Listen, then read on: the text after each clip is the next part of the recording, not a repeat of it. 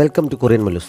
My dearest boss എന്ന ഡ്രാമയുടെ 4ാമത്തെ എപ്പിസോഡിന്റെ തുടക്കത്തിൽ മുമ്പ് 2-3 തവണ കാണിച്ച മിസ്റ്റീരിയസ് ആൻറ്റി ഒരു സ്റ്റാഫിനെ കൊണ്ട് യൂഷിങ്ചയുടെ ഫാമിലി ഡീറ്റെയിൽസ് എടുപ്പിക്കുന്നത് കാണിക്കുന്നുണ്ട്. മറ്റുള്ള സ്റ്റാഫിന്റെ മുന്നിൽ വെച്ച് ലുയാൻ വൈകിട്ട് ഒരുമിച്ച് പോകാമെന്ന് പറഞ്ഞതിനെക്കുറിച്ച് യൂഷിങ്ചെ അവനെ റൂഫ് ടോപ്പിലേക്ക് കൂട്ടിക്കൊണ്ടുപോയി ചോദിക്കുന്നു. അല്ലെങ്കിൽ തന്നെ നമ്മളെക്കുറിച്ച് ഇപ്പോൾ തന്നെ ഓഫീസിൽ റൂമേഴ്സ് വന്നിരിക്കുകയാണ്. ബോസ് അങ്ങനെ ചോദിക്കുന്ന കൂടി കേൾക്കുമ്പോൾ അതൊന്നുകൂടി കൂടുകയുള്ളൂ. എന്തിനാണ് അങ്ങനെ ചോദിച്ചതെന്നൊക്കെ ചോദിച്ചാൽ വഴക്കുണ്ടാക്കുന്നു. മാത്രമല്ല ഇനി മുതൽ എൻ്റെ അടുത്ത് നിന്ന് 1 മീറ്ററെങ്കിലും അകലം പാലിച്ചു വേണം നിൽക്കാൻ എന്ന് പറഞ്ഞിട്ട് അവൾ അവിടെ നിന്ന് പോകുന്നു. അവൾ അകലം പാലിക്കണമെന്ന് പറഞ്ഞത് എന്തിനാണെന്ന് അവന് മനസ്സിലാകുന്നില്ല. പക്ഷേ അത് അംഗീകരിച്ചു കൊടുക്കാൻ ബുദ്ധിമുട്ടുള്ളത് കൊണ്ട് തന്നെ വെറുതെ ഓരോ കാരണങ്ങൾ പറഞ്ഞ് അവളെ ഓഫീസിലേക്ക് വിളിപ്പിക്കുന്നു. കാര്യമൊന്നുമില്ല എന്നറിഞ്ഞപ്പോൾ തിരികെ പോകാൻ തുടങ്ങി അവളെ അതിന് സമ്മതിക്കാതെ ഓഫീസിൽ നിന്ന് ക്ലീൻ ചെയ്യാൻ ബോസിൻ്റെ അസിസ്റ്റൻ്റ് ഇല്ലേ എന്ന് ചോദിച്ച് അവൾ ഒഴിഞ്ഞു മാറുന്നു. പക്ഷേ ലുയാൻ പിന്നെയും അവൾക്ക് കുറേയധികം ജോലികൾ ചെയ്യാൻ നൽകുന്നു. ബാക്കി എല്ലാവരും ഓഫീസിൽ നിന്ന് പോയപ്പോഴും അവളുടെ ജോലി കഴിഞ്ഞിരുന്നില്ല. തനിച്ചിരുന്ന് ജോലി ചെയ്യുന്ന അവൾക്കരികിലേക്ക് വന്ന് അവളെ ദേഷ്യം പിടിപ്പിക്കാനായി അവൻ വെറുതെ ഓരോന്ന് പറഞ്ഞുകൊണ്ടിരിക്കുന്നു. അവൻ മനഃപൂർവ്വം തനിക്കിട്ട് പണി തരികയാണെന്ന് മനസ്സിലായ യൂഷിങ്ചെ യുദ്ധം അവസാനിപ്പിക്കാൻ ഞാൻ എന്ത് ചെയ്യണമെന്ന് ചോദിക്കുന്നുണ്ട്. അപ്പോഴാണ് അവൾക്ക് പുറകിൽ ബിൽഡിങ്ങിന് മുകളിൽ നിന്ന് ആരോ താഴേക്ക് ചാടിയതുപോലെ ലുയാൻ കണ്ടത്. സമാനമായ എന്തോ സംഭവം ഓർമ്മിച്ചതുപോലെ അവൻ പേടിച്ച് വിറയ്ക്കാൻ തുടങ്ങുന്നു. വിറയാത്ത ശബ്ദത്തിൽ യൂഷിങ്ചയുടെ വിവരം പറഞ്ഞിട്ട് പോലീസിനെ അറിയിക്കാനും പറയുന്നു. അവൾ വേഗം അവിടെ ഓടുന്നുണ്ട്. പക്ഷേ അവൾ തിരിച്ചു വന്നപ്പോൾ അവനെ അവിടെ എങ്ങും കാണാനുണ്ടായിരുന്നില്ല. അവനെ തിരക്കി നടന്ന അവൾ അവസാനം റൂഫ് ടോപ്പിൽ ഇരിക്കുന്ന അവനെ കണ്ടെത്തുന്നു. അപ്പോഴും അവനെ സംഭവത്തിന്റെ ഷോക്കിലായിരുന്നു. മുകളിൽ നിന്ന് ആരും താഴേക്ക് ചാടിയിട്ടില്ല. സെക്യൂരിറ്റിയുടെ അന്വേഷിച്ചപ്പോഴും അങ്ങനെ തന്നെയാണ് അറിയാൻ കഴിയുന്നതെന്ന് അവൾ പറയുന്നു. പക്ഷേ അപ്പോഴും അവൻ അതേ രീതിയിൽ തന്നെ ഇരിക്കുന്നത് കണ്ട് അവളും അവൻ്റെ ഒപ്പം ഇരിക്കുന്നു.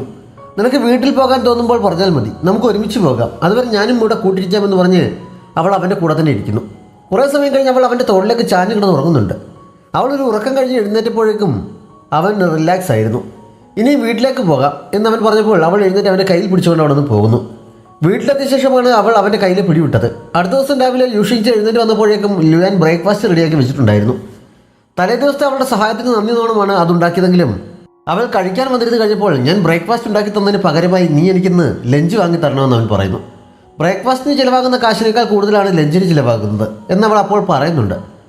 അവളൊന്ന് ഓഫീസിലേക്ക് ഒരുങ്ങിയിറങ്ങിയപ്പോൾ ലുയാൻ റെഡിയായി അവളുടെ സ്കൂട്ടറിൻ്റെ പുറത്ത് കയറി ഇരിക്കുന്നുണ്ടായിരുന്നു.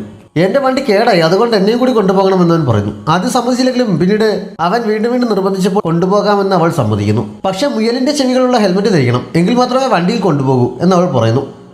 അവനത് സമ്മതിച്ച് ഹെൽമെറ്റ് തലയിൽ വെക്കുന്നുണ്ട്. പക്ഷേ അപ്പോഴേക്കും പ്രോപ്പർട്ടി മാനേജർ ആൻറ്റി അവിടെ എത്തി രണ്ടുപേർക്കും ഹെൽമെറ്റ് ഇല്ലാതെ പോകുന്നതിന് വഴക്ക് പറഞ്ഞിട്ട് ഇന്നിവിടെ ട്രാഫിക് ഡ്യൂട്ടി എൻ്റെ ഹസ്ബൻഡിനാണ്, വെറുതെ അദ്ദേഹത്തിന് പണി ഉണ്ടാക്കാതെ വണ്ടി ഇവിടെ വെച്ചിട്ട് പോകാൻ അവർ പറയുന്നു. ഇവൻ കാരണം എപ്പോഴും ബാഡിലൊക്കെയാണല്ലോ, ഇനിയും ഇവൻ്റെ കൂടെ താമസിച്ചാൽ ശരിയാവില്ല എന്ന് യൂഷിങ്ചെ വിചാരിക്കുന്നുണ്ട്. അടുത്ത തന്നെ ഒരു ദിവസം അവൾ അതിന് പരിഹാരവും കാണുന്നു. ഒരു ദിവസം രാത്രി ലിയാൻ ഓഫീസിൽ നിന്ന് തിരികെ വന്നപ്പോൾ പെട്ടി പുറത്തിരിപ്പുണ്ട്. ഡോർ ലോക്ക് പാസ്വേഡും അവൾ ചേഞ്ച് ചെയ്തിരുന്നു. പുറത്തുനിന്ന് ഉറക്കം വിളിച്ചിട്ടും പ്രതികരണമൊന്നും ഇല്ലാത്തതിനാൽ അവൻ ഉടൻ തന്നെ അവളുടെ ഫോണിലേക്ക് വിളിക്കുന്നു. നീ എന്തിനാ എൻ്റെ പെട്ടിയെടുത്ത് പുറത്ത് വെച്ചിരിക്കുന്നത്, വീടിൻ്റെ പാസ്വേഡ് മാറ്റില്ല എന്ന് അവൻ ചോദിക്കുന്നു. ഞാൻ മെസ്സേജ് അയച്ചിരുന്നല്ലോ, നമ്മുടെ റെൻറ്റ് കോൺട്രാക്ട് ഇന്നാണ് തീരുന്നത്, അത് നമ്മൾ പുതുക്കിയിട്ടുമില്ല, അതുകൊണ്ടാണ് ഞാൻ സാധനങ്ങൾ എടുത്ത് പുറത്ത് വെച്ചത് എന്ന് അവൾ പറയുന്നു. റെൻറ്റിൻ്റെ വാലിഡിറ്റി ഇന്ന് രാത്രി 12 മണി വരെയാണ്, ഇനിയും കുറേ മണിക്കൂർ കൂടി ബാക്കിയുണ്ട്, അത്രയും സമയം എനിക്ക് താമസിക്കാനുള്ള അവകാശമുണ്ട് എന്നവൻ പറഞ്ഞപ്പോൾ അത്രയും സമയത്തെ വാടക ഞാൻ തിരിച്ചു തന്നേക്കാം എന്ന് പറഞ്ഞ് അവൾ ഫോൺ കട്ട് ചെയ്യുന്നു. പക്ഷെ അങ്ങനെ അങ്ങ് തിരിച്ചു പോകാൻ അവൻ ഒരുക്കമായിരുന്നില്ല. അവൻ വീണ്ടും അവളെ വിളിച്ച് വാതിൽ തുറക്കാൻ വേണ്ടി കുറേ നമ്പറുകൾ ഇറക്കി നോക്കുന്നുണ്ട്. പക്ഷെ ഒന്നും അവളുടെ അടുത്ത് വിലപ്പോകുന്നില്ല. അവസാനം ഞാൻ വാങ്ങി വെച്ച കുറച്ച് ഫുഡ് ഫ്രിഡ്ജിലിരിപ്പുണ്ട്, ഇനിയിപ്പോൾ ഞാൻ ഫുഡ് കഴിക്കാൻ അവിടെ പോകാനാണ്, എൻ്റെ അടുക്കള നശിച്ചത് നീ കാരണമാണ്, അതുകൊണ്ട് എനിക്ക് ഭക്ഷണം കഴിച്ചിട്ട് പോകാൻ പറ്റും എന്നൊക്കെ പറഞ്ഞ് അവൻ കുറേ ഡയലോഗ് ഇട്ടപ്പോൾ അവൾ ലോക്ക് തുറന്നു കൊടുക്കുന്നുണ്ട്. ഞാൻ ജയിച്ചല്ലോ എന്ന മട്ടിൽ ചിരിച്ചുകൊണ്ട് ലുയാൻ അകത്തേക്ക് കയറുന്നുണ്ട്. ഫുഡ് കഴിക്കാൻ എന്ന് പറഞ്ഞ് 2 മണിക്കൂറോളം അവനോടെ ഇരിക്കുന്നു. അവസാനം ബോസിന് ഇത് വീട്ടിൽ കൊണ്ടുപോയി കഴിച്ചുകൂടെ എന്നവൾ ചോദിക്കുന്നു. ഞാൻ പുറത്തിറങ്ങുമ്പോൾ ഇത് തണുത്തു പോകും എന്ന കാരണം പറഞ്ഞ് അവൻ പിന്നെയും അങ്ങനെ തന്നെ ഇരിക്കുന്നു. വീണ്ടും സമയം കളയാൻ വേണ്ടിയിട്ട് എനിക്കൊരു പാക്കറ്റ് സ്നെയിൽ റൈസ് നൂഡിൽസ് തരുമോ എന്നും അവൻ ചോദിക്കുന്നുണ്ട്. അത് നടക്കില്ലെന്ന് മനസ്സിലായപ്പോൾ നമ്മൾ ഷെയർ ഇട്ട് വാങ്ങിയ മെലൺ സീഡ്സ് ഉണ്ടല്ലോ, അത് തരാൻ അവൻ പറയുന്നു. തുല്യമായി വീതം വെക്കാനെന്ന് പറഞ്ഞ് ഓരോന്നായി എണ്ണിപ്പറക്കി പിന്നെയും അവൻ സമയം കളയുന്നു. അവസാനം സഹികെട്ട് അവൾ അവനെ പിടിച്ച് പുറത്താക്കുന്നു. അടുത്ത ദിവസം തന്നെ യൂഷിങ്ചെ സിയാസിയയെ കണ്ട് തൻ്റെ പൾസൊക്കെ പരിശോധിക്കുന്നുണ്ട്. അടുത്തിടെ എനിക്കെന്തോ കാര്യമായ പ്രശ്നമുണ്ടെന്നാണ് തോന്നുന്നത്, ബോസിനെ കാണുമ്പോൾ എൻ്റെ ഹെഡ് ബീറ്റ് വല്ലാതെ കൂടുന്നു എന്ന് അവൾ പറയുന്നു. അവളുടെ പൾസ് ചെക്ക് ചെയ്തുകൊണ്ടിരിക്കുന്ന സിയാസിയോ, നിൻ്റെ അസുഖം എന്താണെന്ന് എനിക്ക് മനസ്സിലായി, ബോസിൻ്റെ കാര്യം പറയുമ്പോൾ തന്നെ നിൻ്റെ നെഞ്ചിരിപ്പ് കൂടുന്നുണ്ട്, നിനക്ക് ബോസിനെ ഇഷ്ടമാണ്, അതാണ് കാര്യമെന്ന് സിയാസിയോ അവളോട് പറയുന്നു. അത് സമ്മതിച്ചു കൊടുക്കാതെ ആദ്യം എതിർത്തെങ്കിലും ആണെന്ന് തോന്നുമെന്ന് പിന്നീട് അവൾ സമ്മതിക്കുന്നുണ്ട്. യൂഷിങ്ചെ പെട്ടെന്ന് ഇങ്ങനെ അകൽച്ച കാണിക്കാൻ എന്തായിരിക്കും കാരണമെന്ന് ലിയാൻ ഹെങ്ദാനോട് ഡിസ്കസ് ചെയ്യുന്നുണ്ട്. മറ്റൊരു ഫ്രണ്ടിൻ്റെ കാര്യമാണ് എന്ന് പറഞ്ഞാണ് അവൻ സംസാരിച്ചതെങ്കിലും അവൻ്റെ കാര്യം തന്നെയാണ് എന്ന് ഹെങ്ദാനും മനസ്സിലാകുന്നു. ഇങ്ങനെയുള്ള പ്രശ്നങ്ങളിൽ അഭിമാനം നോക്കാതെ പ്രവർത്തിക്കുന്നതാണ് നല്ലതെന്ന് ഹെങ്ദാൻ അവനെ ഉപദേശിക്കുന്നു.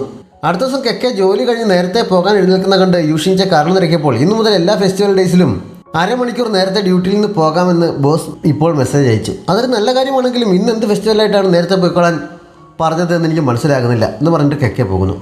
അപ്പോഴാണ് ഇന്ന് നിൻ്റെ ബർത്ത്ഡേ അല്ലേ, നമുക്കൊന്ന് ആഘോഷിക്കണ്ടേ, ഞാൻ നിൻ്റെ വീട്ടിലുണ്ട് എന്ന് സിയാസിയോ യൂഷിങ്ചയ്ക്ക് മെസ്സേജ് അയച്ചത്. ബർത്ത്ഡേ സെലിബ്രേഷൻ്റെ കാര്യം ഓർത്ത് അവൾ വളരെ ഹാപ്പി ആയിട്ടാണ് വീട്ടിലേക്ക് പോയത്. അവൾ ചെല്ലുമ്പോൾ സിയാസിയോടൊപ്പം ഹെങ്ദാനും ഡെക്കറേഷൻ ചെയ്യാൻ സഹായിച്ചുകൊണ്ട് അവിടെ ഉണ്ടായിരുന്നു. ഇത്ര ആഘോഷമൊന്നും വേണ്ടിയിരുന്നില്ലല്ലോ എന്ന് അവൾ പറഞ്ഞപ്പോൾ, നീ പുതിയ വീട്ടിലേക്ക് താമസമായിട്ട് ആദ്യത്തെ ബർത്ത്ഡേ അല്ലേ, അത് ശരിക്കും ആഘോഷിക്കേണ്ടതെന്ന് സിയാസിയോ പറയുന്നു. അപ്പോഴാണ് ഹെങ്ദാൻ വീർപ്പിച്ചുകൊണ്ടിരുന്ന ബലൂൺ വലിയ ശബ്ദത്തോടെ പൊട്ടിയത്. അവൻ നിന്നത് യൂഷിങ്ചയുടെ തൊട്ടടുത്തായിരുന്നതിനാൽ ശബ്ദം കേട്ട് അവൾ ശരിക്കും ഞെട്ടുന്നുണ്ട്. ലിയാൻ പുറകിൽ കൂടി വന്ന് ചെവി പൊത്തിയപ്പോഴാണ് അവനും അവിടെ ഉണ്ടെന്ന് അവൾ അറിഞ്ഞത്. ബർത്ത്ഡേ പാർട്ടി കഴിഞ്ഞപ്പോഴേക്കും യൂഷിങ്ച ഒഴികെ ബാക്കി 3 പേരും ഫ്ലാറ്റായി കഴിഞ്ഞിരുന്നു. അവൾ ബോസിനെ വിളിച്ചുകൊടുത്ത് ഹെങ്ദാനെയും കൂട്ടി ബോസിൻ്റെ വീട്ടിൽ പോയി കിടന്ന് ഉറങ്ങാൻ പറയുന്നു.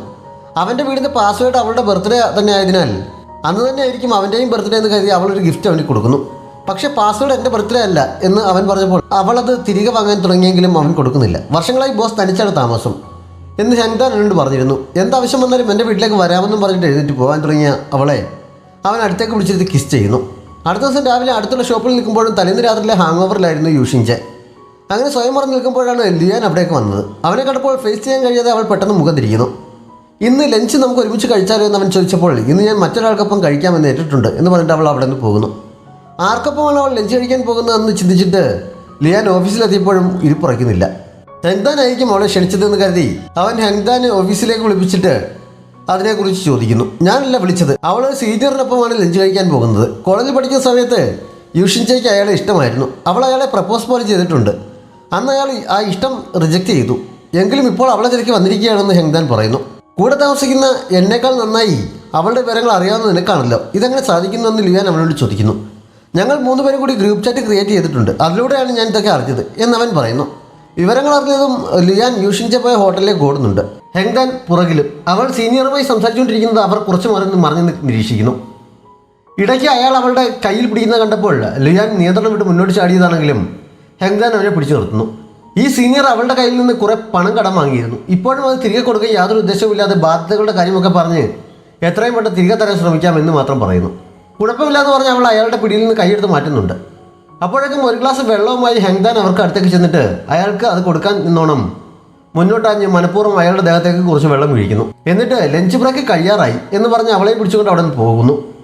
ലിയാൻ ഈ സമയം എന്താണ് സംഭവം എന്നൊരു പിടിയും കിട്ടാതെ നിൽക്കുന്ന സീനിയറിൻ്റെ അടുത്തേക്ക് വന്നിരിക്കുന്നുണ്ട്. കുറച്ച് മുന്നോട്ട് ചെന്നപ്പോൾ നീ എന്താണ് എന്നെ പിടിച്ചുകൊണ്ട് വന്നത് എന്ന് യൂഷിങ്ച ഹെങ്ദാനോട് ചോദിക്കുന്നു. നിന്റെ സീനിയർ പറയുന്നതെല്ലാം കള്ളമാണ്, അതുകൊണ്ട് നിന്നെ വിളിച്ചുകൊണ്ട് പോകാൻ ലുയാനാണ് പറഞ്ഞത് എന്നവൻ പറയുന്നു. അപ്പോഴേക്ക് ഫോണിൽ അക്കൗണ്ടിലേക്ക് പൈസ ക്രെഡിറ്റ് ആയി എന്ന് അവൾക്ക് മെസ്സേജ് വരുന്നു. നിന്റെ അക്കൗണ്ടിൽ സീനിയർ തരാനുള്ള പൈസ വന്ന് കാണുമല്ലേ എന്ന് ഹെങ്ദാൻ ചോദിക്കുന്നു. അത് നിനക്കെങ്ങനെ അറിയാമെന്ന് ചോദിച്ചപ്പോൾ വിശദമായി അറിയണമെന്നുണ്ടെങ്കിൽ ഇന്ന് ഡ്യൂട്ടി കഴിയുമ്പോൾ ലിയാനോട് പോയി ചോദിക്കാൻ അവൻ പറയുന്നു.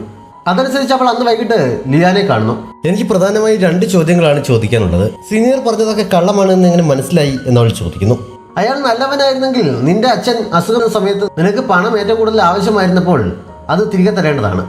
പണം വാങ്ങിപ്പോയ അയാൾ കുറേ വർഷം നിന്നെ കോണ്ടാക്ട് ചെയ്തിട്ട് പോലുമില്ല. നിന്നെപ്പോലുള്ള മണ്ടികളെ അവനെ വിശ്വസിക്കുകയുള്ളൂ എന്നവൻ പറയുന്നു. രണ്ടാമത്തെ ചോദ്യം എന്താണെന്ന് അവൻ ചോദിച്ചപ്പോൾ നിനക്കെന്നെ ഇഷ്ടമാണെന്ന് അവൾ ചോദിക്കുന്നു. ഒരാവശ്യത്തിൽ എടുത്തിയാടി ചോദിച്ചെങ്കിലും ചോദിച്ചു കഴിഞ്ഞപ്പോൾ അവൾ ആകെ പരുങ്ങലിലാകുന്നു. ഡയറക്റ്റായി അവൾ ചോദിക്കുമെന്ന് അവനും പ്രതീക്ഷിച്ചതെന്നല്ല. ആദ്യം അവനും ഒന്ന് ഞെട്ടിയെങ്കിലും പിന്നീട് മുന്നോട്ട് വന്ന സ്നേഹത്തോടെ അവളുടെ കവളിൽ തലോടി അവളെ കിസ് ചെയ്യുന്നു.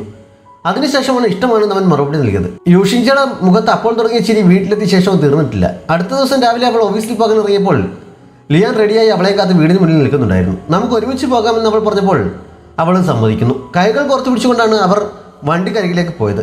ഓഫീസിൽ വെച്ച് 2 ക്യാൻഡി ആരും കാണാതെ അവൻ അവളുടെ മേശപ്പുറത്ത് കൊണ്ട് വയ്ക്കുന്നുണ്ട്. അതിൻ്റെ കൂടെ നമുക്ക് ഒരുമിച്ച് ലഞ്ച് കഴിക്കാമെന്നൊരു കുറിപ്പും ഉണ്ടായിരുന്നു.